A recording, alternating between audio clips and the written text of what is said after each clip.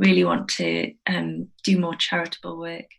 I already do a lot of charitable work in my volunteer role, but kind of linked more closely to the business, would like to establish another charity. Oh, wow. Establish a And charity. yeah, And also I've got tons of time as it casual. is, so why not just establish a charity as And well? where else do you volunteer? Do you want to tell us about that? With North of Tyne Mountain Rescue Team, Oh, cool. I which was which going to ask what they do, but it's obvious kind of what they do. Fair and enough. and mountain rescue's got a little bit quieter at the minute. There's less people going out into the outdoors, so the number of call outs has really reduced. But in kind of normal times, yeah, mountain rescue can take up quite a lot of spare time in terms of attending training, attending call outs, Yeah. and just keeping on top of your skills. No, cool. It's when I'm trying to think how to describe it without it's coming across badly. But when I was leaving my former job and I knew I was going to have some gardening leave to then before I set this up, I Mm-hmm. actually applied to some of the local food banks, and I wanted to do more voluntary work, and they never got back to me. And I was like, Oh. but it is the kind of thing that I think if I think for me, because I'm now 7 months into since launching, so officially it was the end of October when I kind of went public. So I'm now in May, so yeah, 6, 7 months. I'm Yeah. still in the kind of ramp up phase, and I'm getting busier and busier. But almost, I guess, yeah, the dream would be to get to the point where I'll be able to kind of 4 days a week could be quite nice. And it'd be an intensive 12-hour day, 4 days a week, but with that kind of point, and then actually have time for something like volunteering, I think would be very cool. Just to kind of Yeah.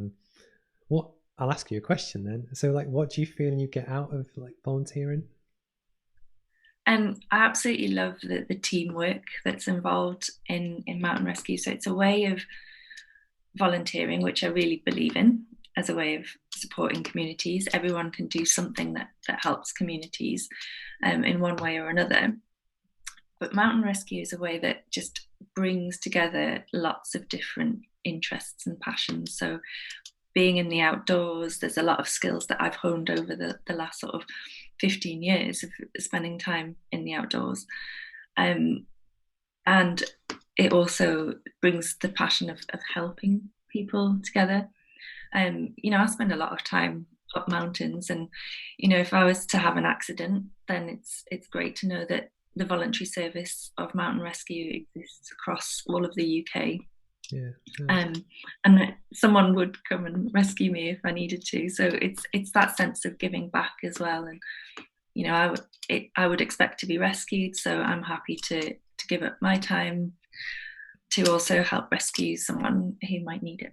no, it's cool. I've just finished reading Ranulph Fiennes' book, who's classed as one of the world's most successful adventurers, and some of the Yeah. stuff that he's done over the years is just absolutely bananas, and it's crazy. But actually, I think there's a huge economy on adventure expedition type stuff, and I think Mm-hmm. again as a potential spin out of your business to do that safely would actually be to take out people and do stuff and almost get paid to do it, or do the training like up the mountain. I don't know, that might be a really bad example, but it's the kind of Yeah. thing that I would happily both pay to both be trained and I'm not going to say have a day out, but have the adventure side of it as well. Mm-hmm. And I think it's almost quite funny that with no, I just but I like to like just think out loud with different things. But no, I think it's kind of very cool.